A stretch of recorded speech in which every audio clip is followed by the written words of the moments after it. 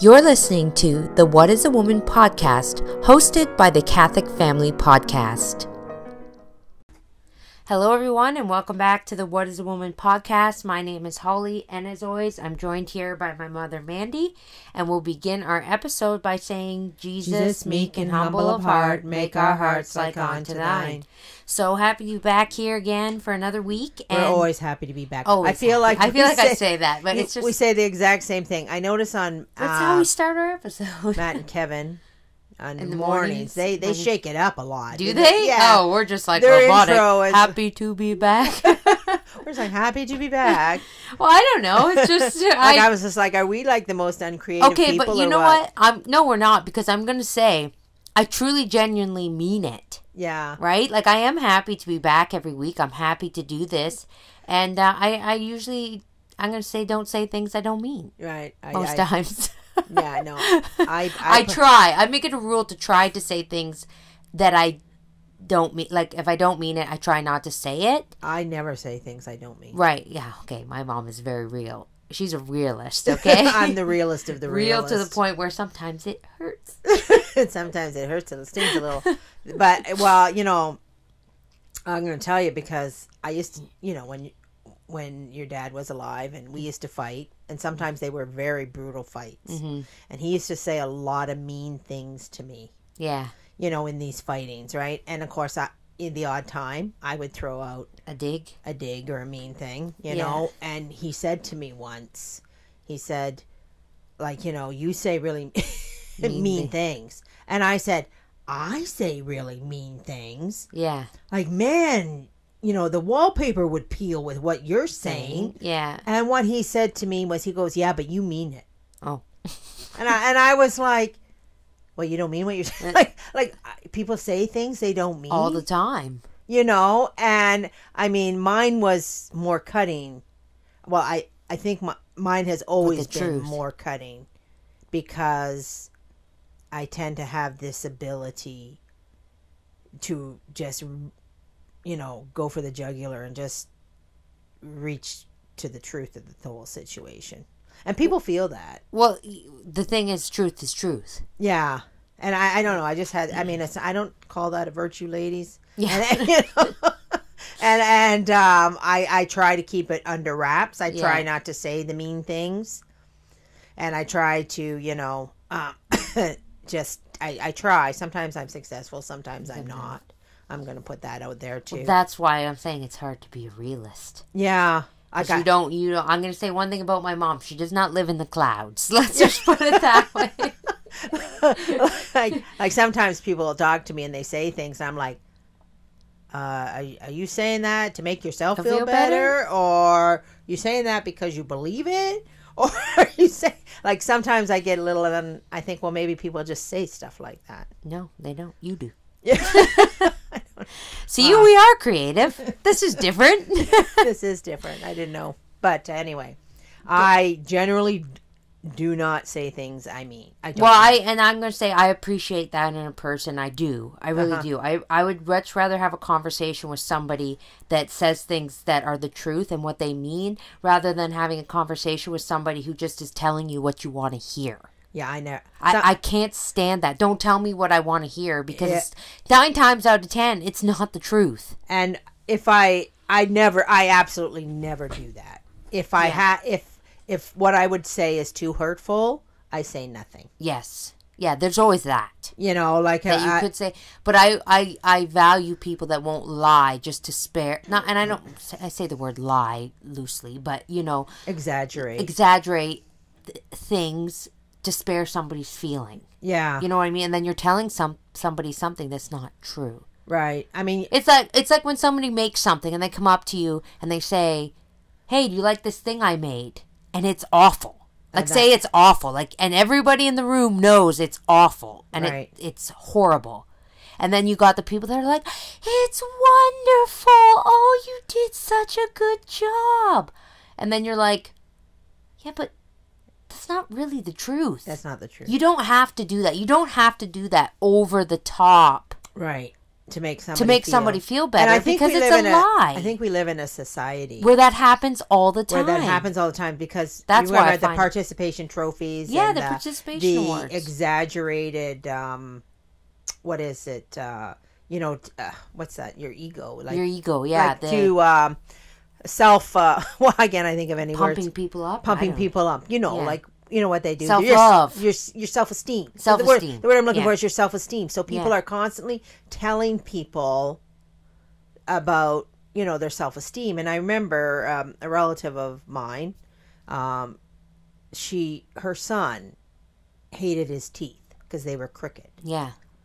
And she said, and everybody was, and this is a Facebook thing, everybody was like, oh, no, you're beautiful just the way you are. This and this and that. And I messaged her and I said, do not tell your son that. Please, don't do that. Yeah. Do not tell people that, because he hates his teeth. Yeah. And no amount of you telling them they're beautiful just the way they are is going to, build his self-esteem. It does the exact opposite, I'm telling you.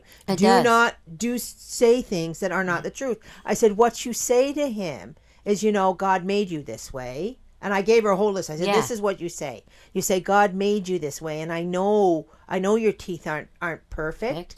But lots of other people don't have perfect things. Teeth. Yeah. They there's other things about you that are perfect. Yeah. And I said, and teeth is an easy fix. Yeah. If you want to fix them, fix them. I said, and you can show them pictures of people. The one person that came to my mind when I was talking to her was Billy Ray Cyrus. Oh, did he have bad teeth? When he first came on the scene, he had really awful teeth, and he took a lot of beatings for it. But, he's a singer, and he's rich, right? Yeah. How fast do you think those teeth got fixed? Yeah. Right? And I said, listen, when you're older, you can fix them. We'll get braces, we'll do whatever, and you can fix them. I said, or you can just love yourself the way God made you. Yeah. But do not tell people they're... Do not tell them, because no amount of you doing that is going to change that boy's mind. Is going to change his mind, and you're just... And what it creates is everybody lies to me. Yeah. Yeah. That's why I said this, because I cannot stand that. I cannot stand the lying. Yeah. And you know it's lying. Like, you see it all the time when people are... I see it all the time in the crafting world in these groups, and somebody makes something, like I mentioned, and it's horrible. It looks like a kid and then people are like, oh, you should start a business. You could sell those. And it's like, nobody's going to buy that. Why are you telling them that? Yeah, and you see it all the time. You see it all the time. All the time. You can... I'm not saying you need to be mean. Yeah, you don't have to be mean. You don't have to be mean, and you don't have to say... What are you, in grade 1? Yeah. But you don't have, that's the ugliest thing I've ever seen. You don't lie. Yeah. You find the positive, and you bring out the positive in it. But the positive has to be the truth. Yes. Yeah. The positive has to be the truth. Well, and you know what's so funny about all this? We just kind of landed on this topic anyways. Yeah, we did. We had no intention. We had no intention, but our chapter is about vanity. It is about vanity. So, right, this maybe kind of leads into that a little bit. I don't know if it does. It doesn't, anything that I read. Oh, okay. Well, never mind that. Well, I was just thinking about the teeth. But it is, yeah. It vanity. is a lot. That's it is your vanity, right? Vanity.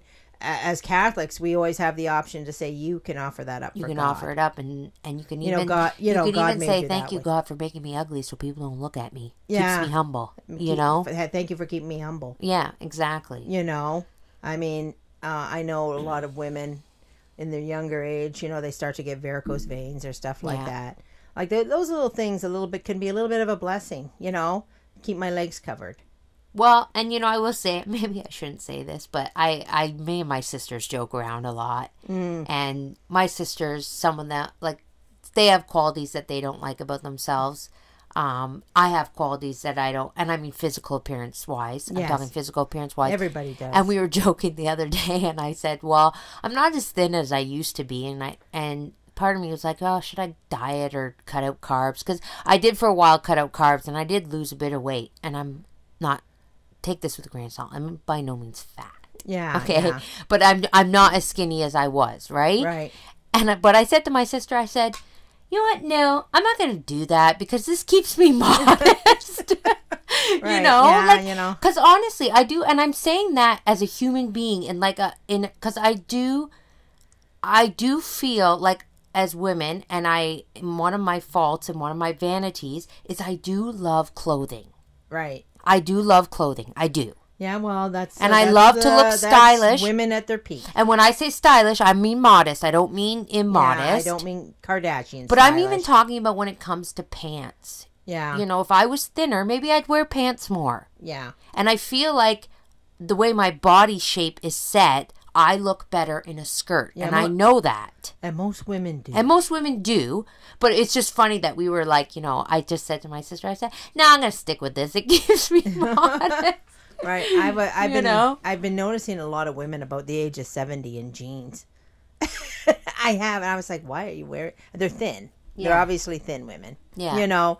And they got these jeans on and this jean jacket. And I'm like...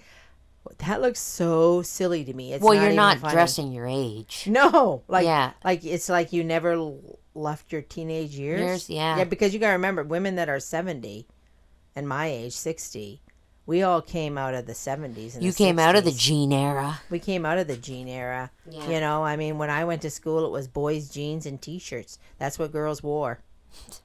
Yeah. So, you know, anyway. Fashion 101 on What is a Woman?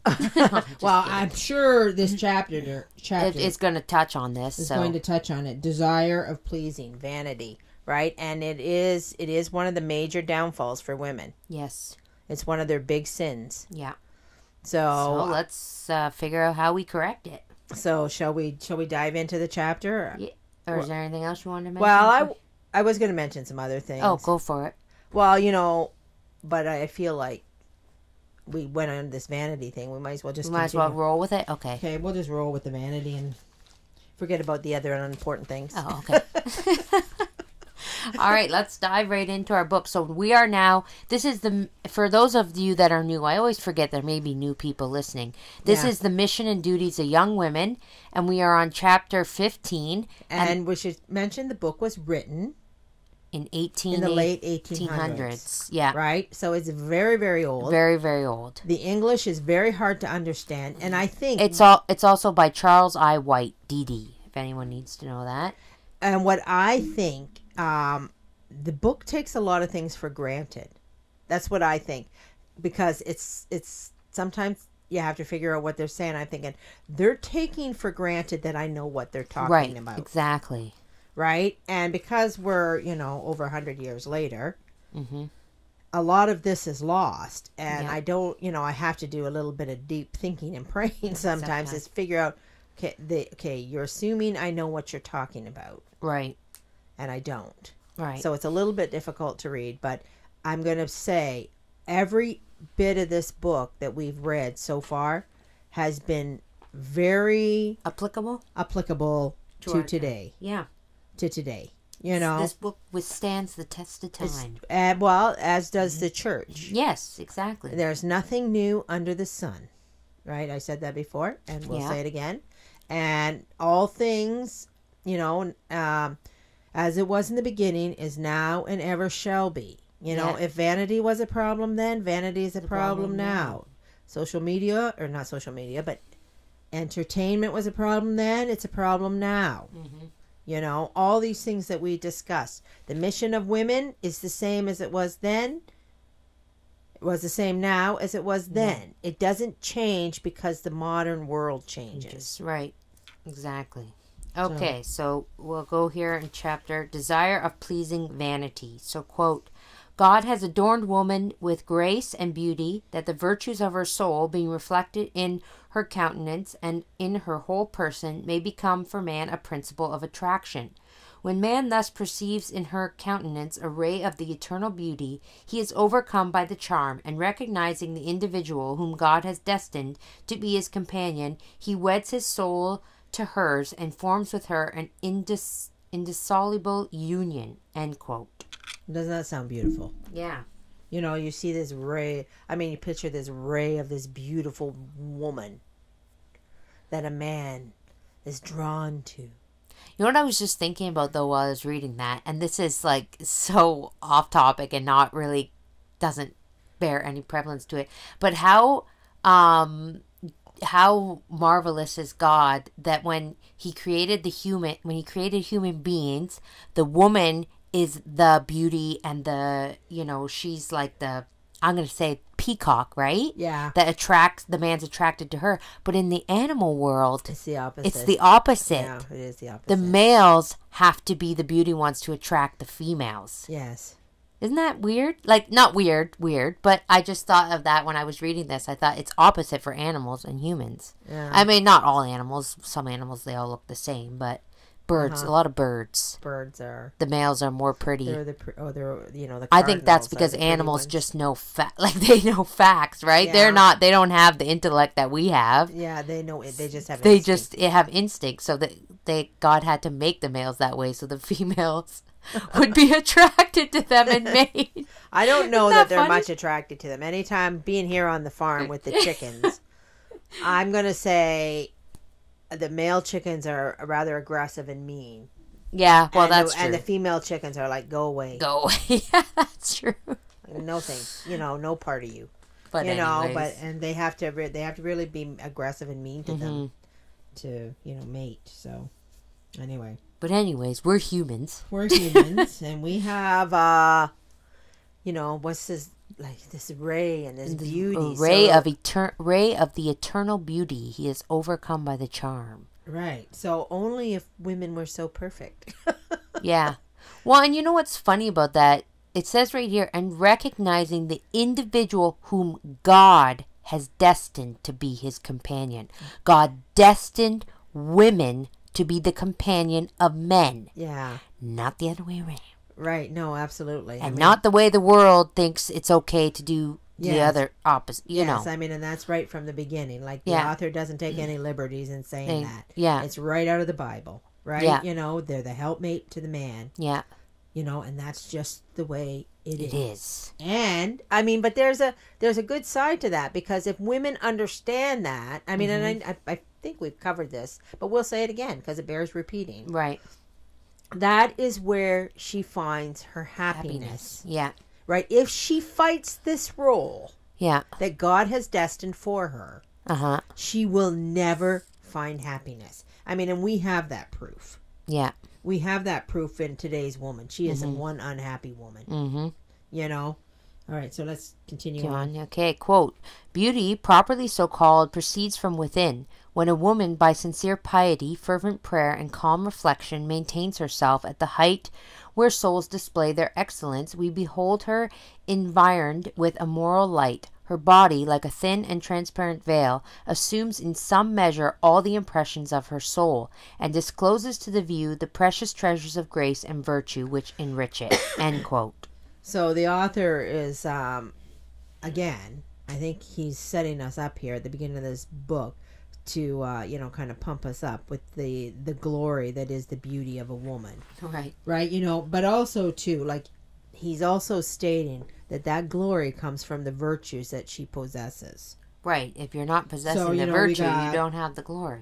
So the piety, the prayer, the calm, the reflection. Yeah. All these tendencies that is supposed to be the woman. Mm-hmm. That God has gifted her with the inclination towards these virtues, where men do not have that gift. Right. So they really have to fight against their nature to obtain that stuff. Right.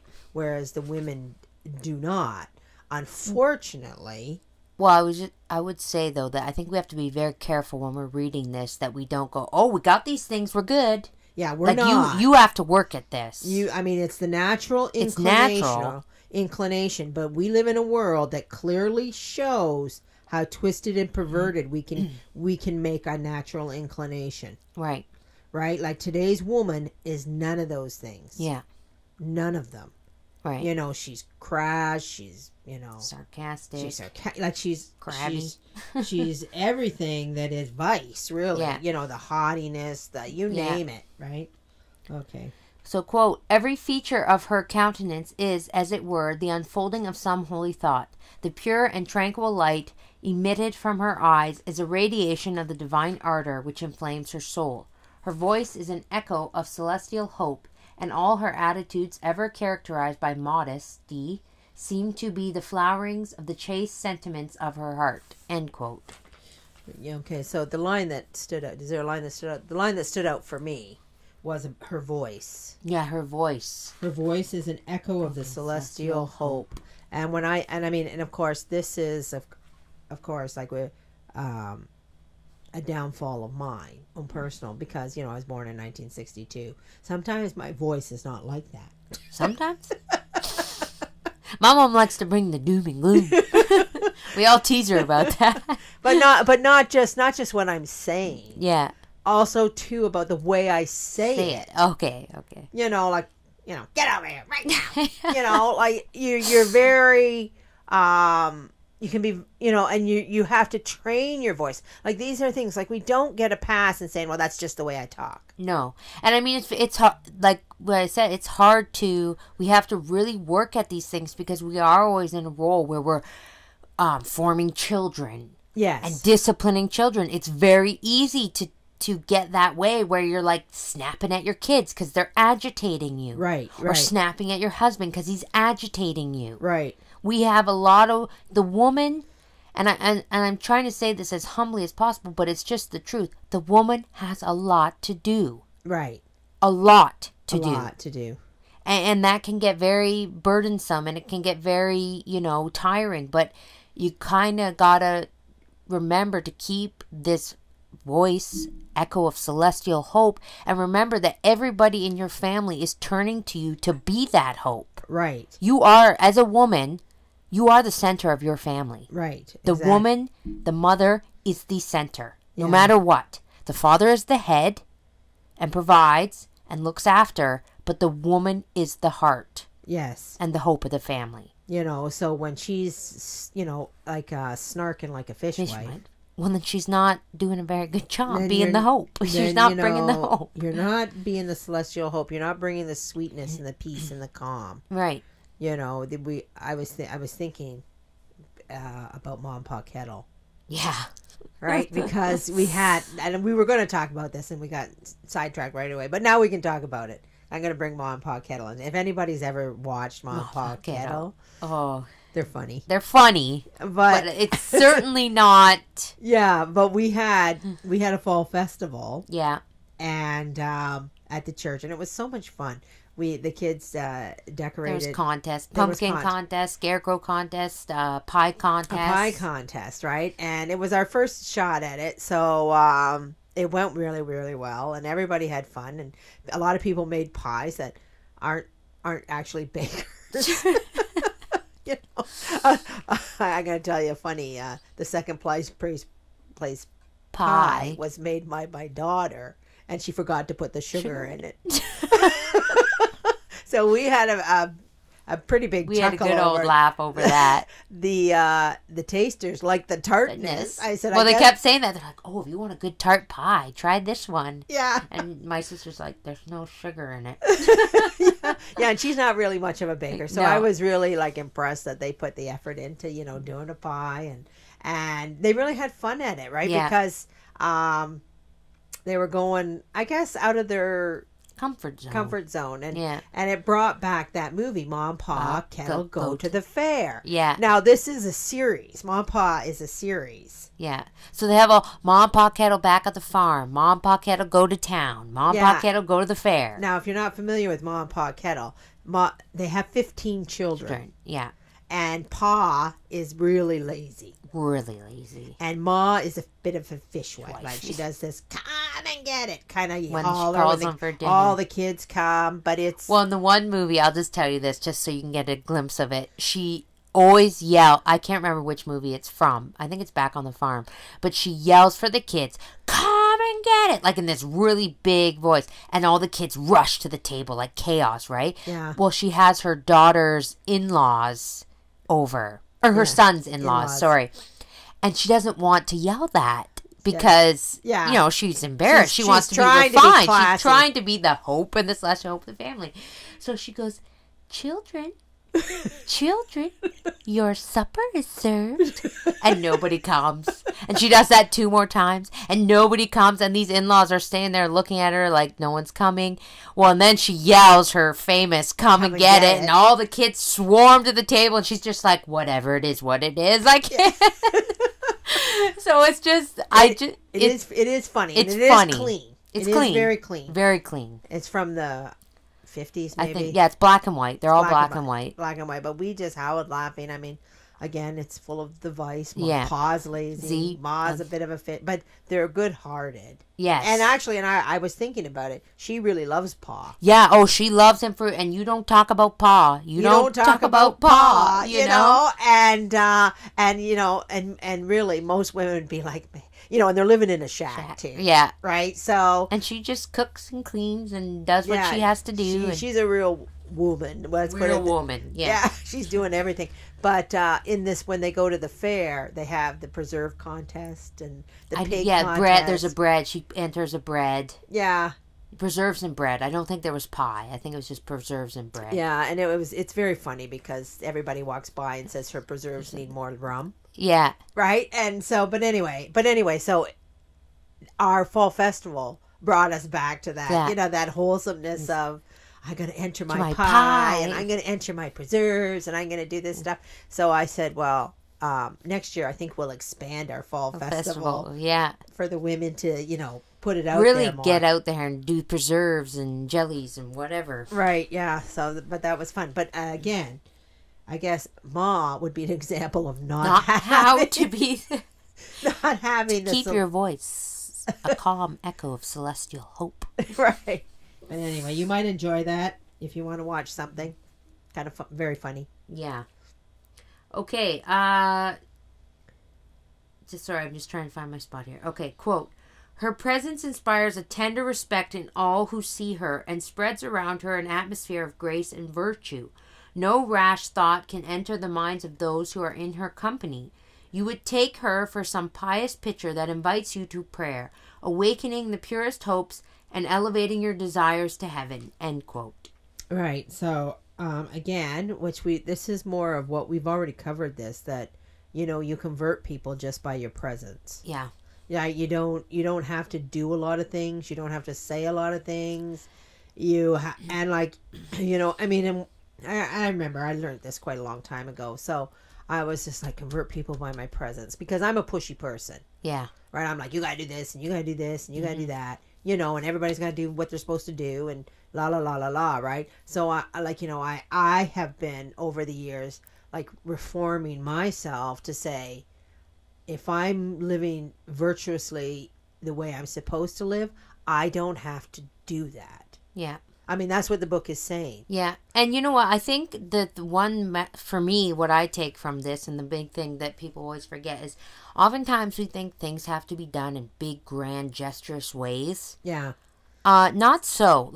Not so at all. And I really firmly believe, because right now I'm reading this book about the cure of ours, and I know St. Teresa said it, but as I'm reading this book, you see the little ways you have an impact. Right. In the little ways, in the little things you do. So even something as simple as, I know it didn't exactly say this, but it says, invites you to prayer, awakening with the purest hopes. And the word awakening actually reminded me of this. Not that it has anything to do with the book sentence per se, but the other day I saw this reel, and it was this grandma waking. She was babysitting the kids or something. I don't know. It was the grandma, not the mother. And she comes into the room to wake the children up, and she flicks on the light really spastically, and she starts clapping and dancing and singing this song about Jesus. And it's Baptist or something. It's some kind of Protestant. It's not Catholic. Right. They're not Catholic. It was like hand clapping. I can't even sing it because it was ridiculous. And all the comments, everybody was like, I'd kill you if you were my grandma, blah, blah, blah. How dare you wake children like this? This is child abuse. And blah. Like, they were just roasting this grandma. Right?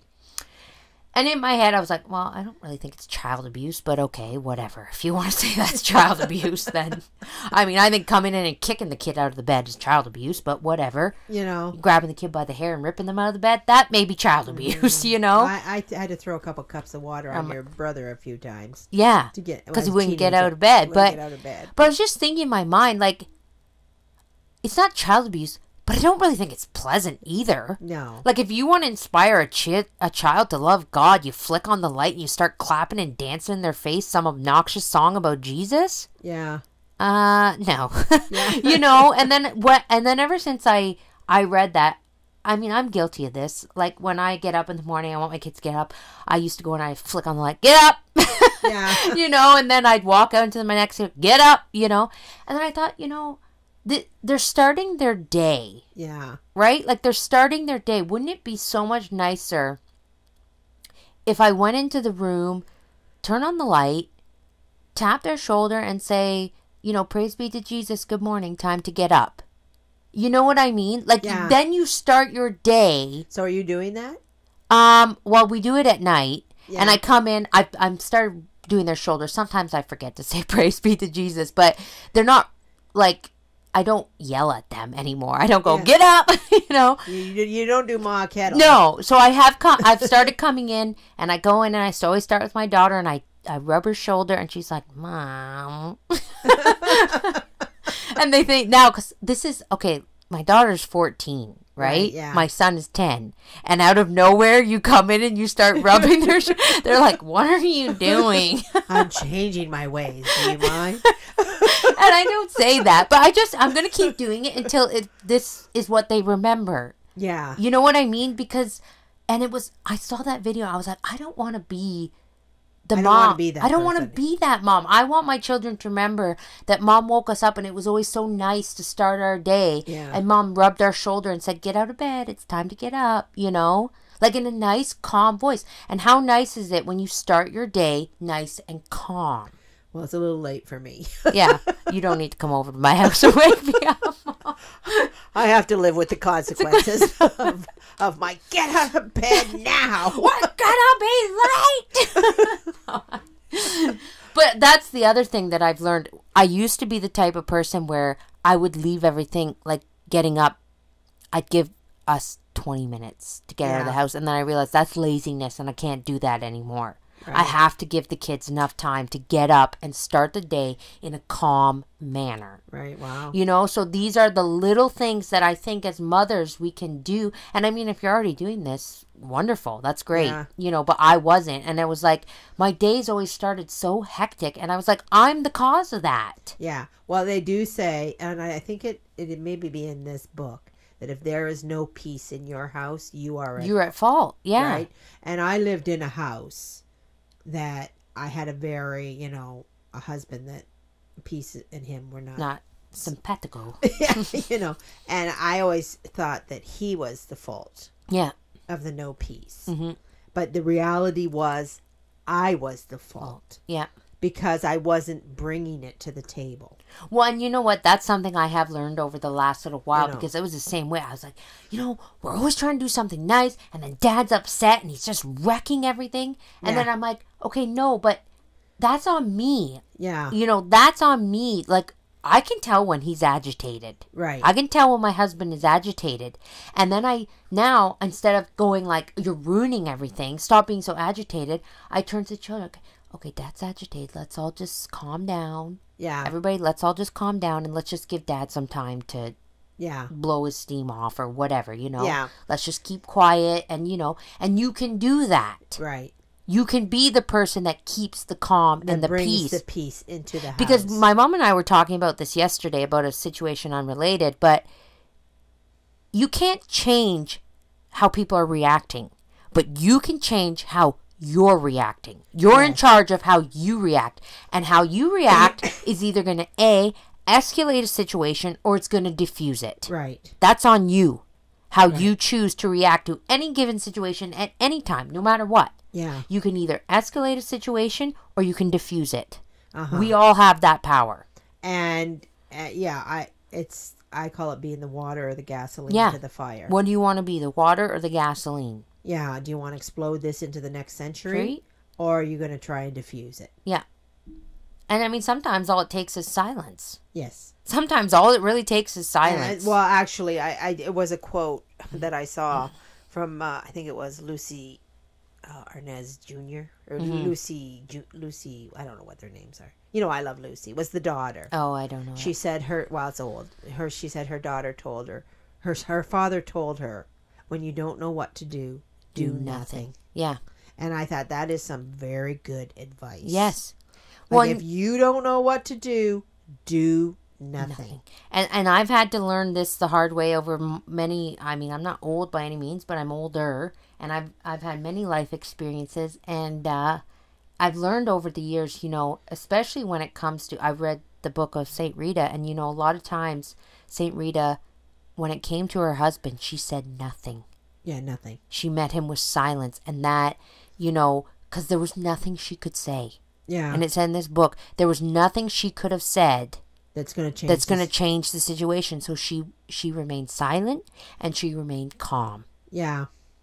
And I mean, and it does, I mean, I know, because I did learn this a little bit later in life, not as early as I should have learned it, that's for sure. Mm-hmm. But I remember, and so especially when I'm starting to fight, or I'm not starting to fight, when I get into a disagreement, when I get into a disagreement with somebody, right?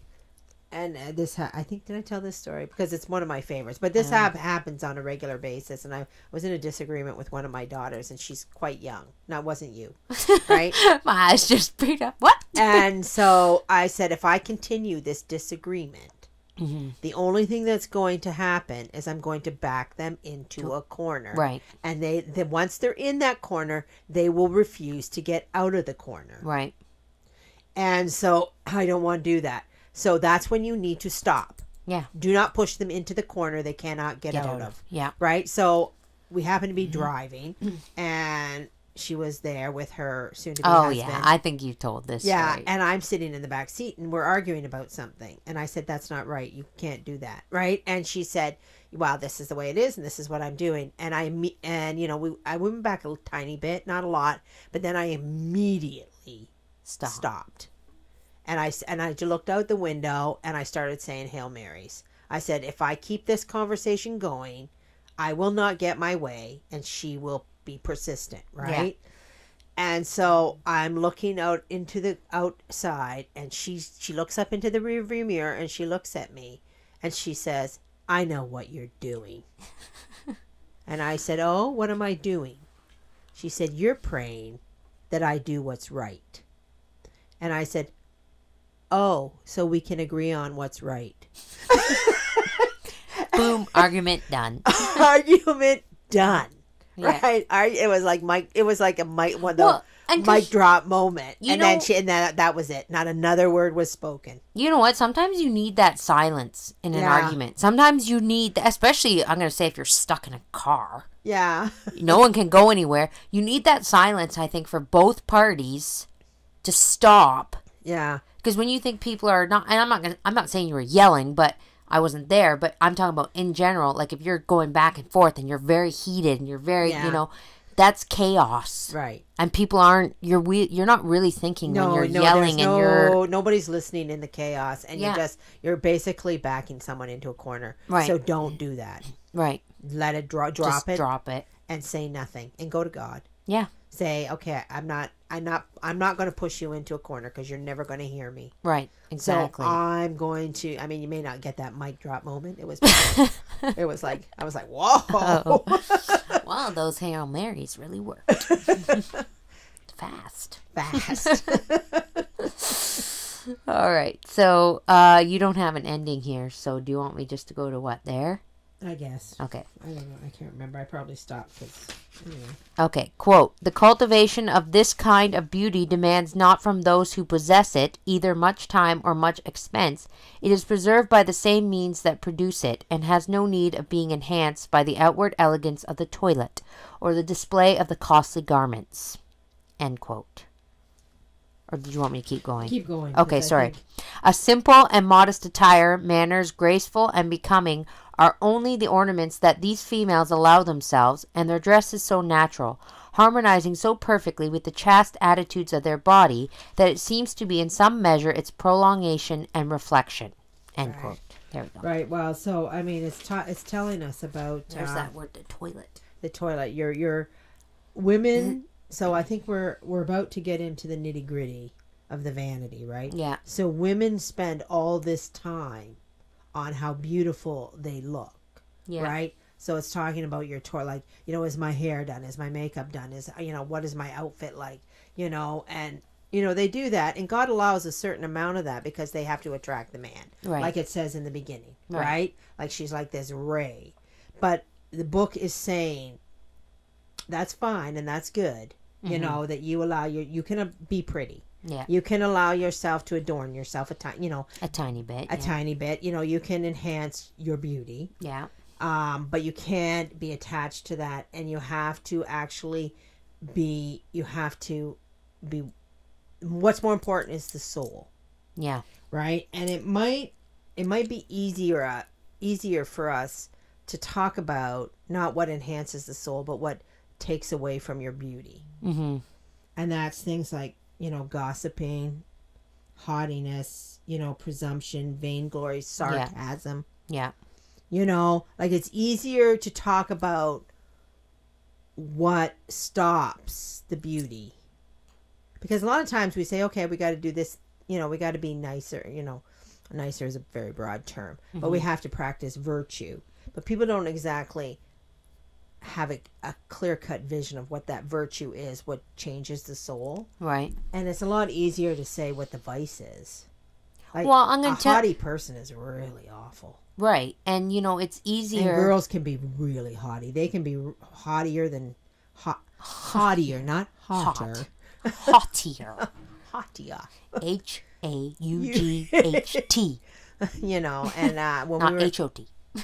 When we were doing the Virtues Club, like I had to explain all these words to the girls, right? To what it is mean to be haughty, to think you're better than other people, and to, unfortunately, 14-year-old girls are probably at the peak of that. Yeah. So if you have 14-year-old girls in your house, they can be the haughtiest people on the planet. That's for sure. And if you're teaching them, you have to, say you can't act like that or you can't be like that. Like, you have to have humility, right? You're not better than everybody else, right? Because they're learning to be a woman, so they're right. All this stuff. And even like, when you think of it being a woman, it's very easy for us to fall into these vices. The vices do come, for lack of a better word, they do come naturally to us. Gossiping. Oh, huge. Gossiping it's so easy to gossip. It's so easy. And I can count on hands where I've been in conversations with women and I have to watch myself because I'm like, they're talking about something virtuous and simple, maybe cooking, maybe a recipe, maybe they're talking about anything. And in my head, I'm like, oh, this topic is so boring. Can we talk about something else? Yeah. You know what I mean? Because cooking doesn't really interest me at the end of the day. Right. Although I will say I do love sharing a good Instapot recipe. But, like I love to tell people what I cooked in my Instant-Pot. But maybe they're thinking the same thing when I'm talking. Do we have to talk about this? I know. But what I'm saying is it's easy. And then I catch myself and I'm like, whoa, wait a minute. Like there's nothing wrong with this talk. Yeah. We're sharing a recipe or someone's sharing a recipe and they're talking about how they made something and you're in your head, you're like, oh, this is so boring. Can we talk about something else? Right, yeah. And then I'm thinking in my head, yeah, probably because you want to gossip. Right. This isn't interesting enough to you. This isn't exciting the passions. Yes, and then I was like, and what's worse about this whole thing is this is all going on inside my head while this person is talking about cooking and I'm like, you didn't hear a word they just said. Right. But women do that all the time. Oh, yeah. I know I'm not the only one that does that. No, it's true. But you really, it is an act of charity to train yourself to really listen when people are talking. Yeah. To be charitable and listen when they're talking. Uh-huh. And actually care, quote unquote, care about what they're saying. And not just think in your head, I'm waiting to get my next point out. Yeah. That is a humility and that is a charity. Yes. So I noticed that about myself. I was like, oh man, you really don't listen when people talk. Yeah. If it doesn't interest you. If it doesn't interest you. But everybody's that way. Like, I know, but I don't think we should be. No, we shouldn't be. Because the virtue is to actually genuinely listen and care. And to care. Because that means then you're giving your attention to that person. And you're saying, in this moment, I am not important. Yeah. In this moment, I'm not thinking about anything else because I'm humble and I'm not caring about anything else because I'm listening to you. Right. And I think generally the general public, general amount of people do not listen when people talk. No, I don't think anybody does. You know? That's one of the, was one of the things that Jordan Peterson came out with when he started was that to listen to a person when they're talking to you and to try, they know something that you don't. So find out what that is. Right, exactly. You know? And, you know, I often think about, you know, like in the Jane Austen era and the Pride and Prejudice and Sense and Sensibility. And for entertainment, you know, they put a fire on in the parlor and the women did needlepoint and they did book reading. It's like, one person in the party read from a book. Right. And then I think in my mind, how many people were actually listening to the book the person was reading? Well, I bet you they did. I bet they were because that was their entertainment. They didn't know that was. I mean, where else were you going to have somebody tell you a story? Right, you couldn't exactly. turn on the TV or the radio. Yeah. Right, no, you know, you're so right. they would have been listening. They would have been like, "Oh yes, tell us a story." But that's why I think, you know, things were much better probably when they were simpler. Oh yeah, and you didn't have everything at your fingertips. You know, yeah. Because, you know, even these people, like a lot of them probably didn't own massive amounts of books. Right. No, that was for the wealthy. Right. Exactly. You know. So, anyways, just a thought I had. Mm-hmm. So, ladies, what are we? Are we a short? Oh, we're good, I think. I don't want to go on anymore because you don't have anything marked out. So. I don't have anything marked out, and you were actually really busy because we are. I'm really busy. I'm making shirts today, so for sister for jogathon for our school. So the kids are all excited about the jogathon. I know my daughter went around and canvassed money in the neighborhood, and she was so proud of herself. That's the first time they've ever done anything like that because They haven't. They live kind of in a bubble. They live in a bubble, which is I'm okay with. But you know, it's fun to see her out there. And okay, this is funny. So we live in when I say a small town. Yeah, I did post your house on my Facebook. I know my mom posted my house. So anybody who's friends with me wants to see my house, I guess. But we live in this town, Brownsville, and when I say small, there's a variety store. That's it. There's nothing. Oh, and a library and a firehouse or whatever, fire station. But anyways, there's like 4 streets. Like it's not big, right? So I send my kids out to go canvass. Well, then part of me goes, wait a minute. I don't know if this is such a good idea. Yeah. Right? Like, you know, people are unstable. And then I had thoughts, you know, I don't even want to say it out loud, but like, what if somebody drags them into their house? Anyways. So I'm panicking. Then the imagination goes okay, wild. But please bear with me here. My daughter's 14. She's taller than me. And she looks like an adult. Yes. So I wasn't really worried. But then I'm like, well, maybe I better drive around the neighborhood and see if I can find them. So I do 2 laps around Brownsville, which takes about a minute because Brownsville is so small. I can't find them anywhere. So I do another lap. I'm like, well, maybe they're on a porch and I just didn't see them. And then I'm panicking. Right. Like, I'm like, how did I lose my children in Brownsville? Yeah. So then I'm like, okay. So I pull back in the laneway, tell my husband, I can't find the kids, Jamie. I'm panicking. Like, he's like, just go around again. Okay, so get back in the van, drive around again. And then I drive by this trailer park, which I forget that the trailer park is there because, you know what? Actually, it has more streets in the trailer park than all of Brownsville. So anyways, but we never go that far. I'm like, surely they wouldn't go into the trailer park. So I'm like, well, maybe they would. You never know. So I pull into the trailer park, and there they are, happy skipping along down the trail. I'm like, what are you guys doing? Were you using your Ma Kettle voice? Yeah, I was agitated. I was stressed. My daughter goes, what? We decided to go in the trailer park. I said, why are you going to the trailer park? I said, the main drag. I said, go down the main drag. I said, I've been driving all around Brownsville looking for you. And she's like, oh, Mom, you don't need to worry. I'm like, okay, are we done canvassing now? And my daughter's like, well, I just want to hit a few more streets in the trailer park. I'm like, okay, I'm going to go home. And she asked for a drink, so I went down to the corner store. I'm like, I'm going to go get you a drink, and I'm going to come back, and then I think we're done canvassing. Because now I'm all upset, right? But she did raise quite a bit of money. And actually, one lady even gave her $25. Right, yeah. That's huge for Canada. Yeah. We don't really get people to give for things unless it's widely known, like breast cancer awareness or something, you know? Yeah. But, so I thought that was pretty good. So, yeah.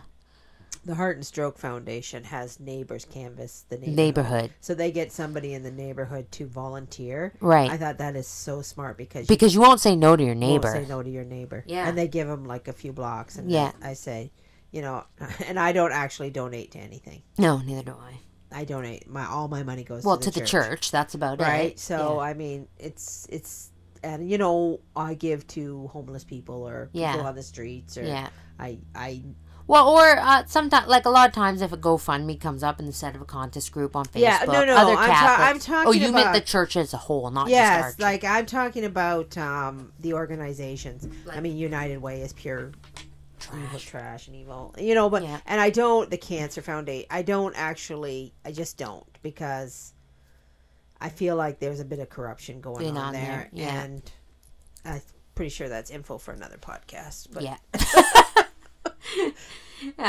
Maybe we'll leave it there. So people coming door to door, and they always get me with the heart and stroke. Because it's a neighbor. Yeah. And how can you... Not here, though, do they? Oh, I think I've had You live in the middle of nowhere. I think I've had people come up. Yeah? But other places. And I was like, I would never give to this except for this is a neighbor standing here. It's awkward to say. And it's awkward. Yeah. So anyway. Anyway, there we go. So anyways, we'll leave it there, and we're on good start of chapter 15.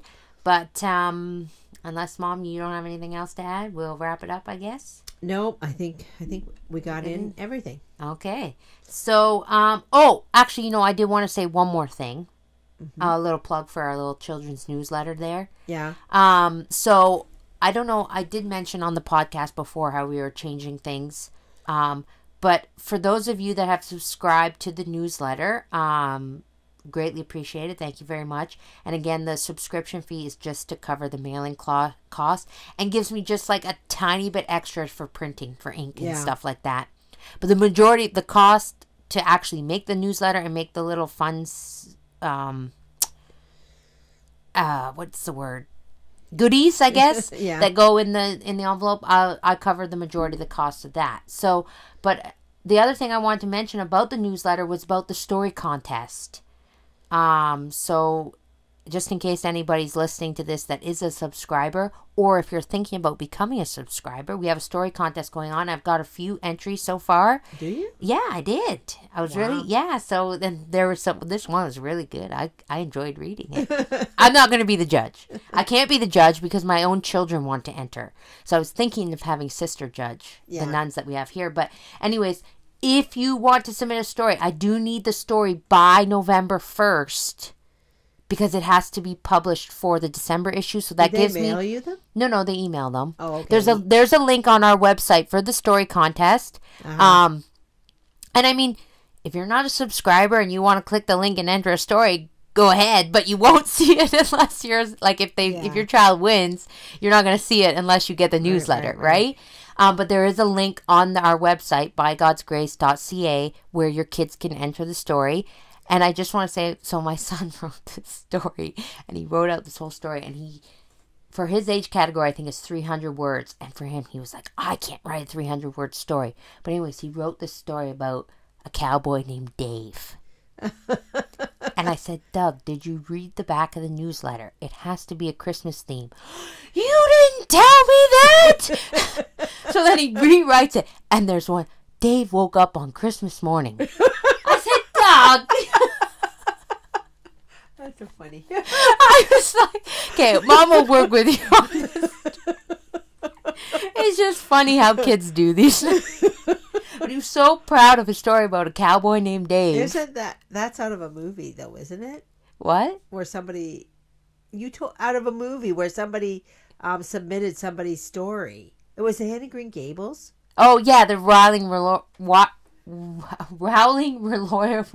I can't say it, baking powder company. That's in Anne of Green Gables, where she writes this story about Avril's Ideal, and she submits it to all these publishers, and they're like, it sucks, we don't want it, Yeah. And then her best friend Diana Barry, so she's upset, and she says to Diana Barry, oh, just have my story, keep it, it's garbage, or whatever she says.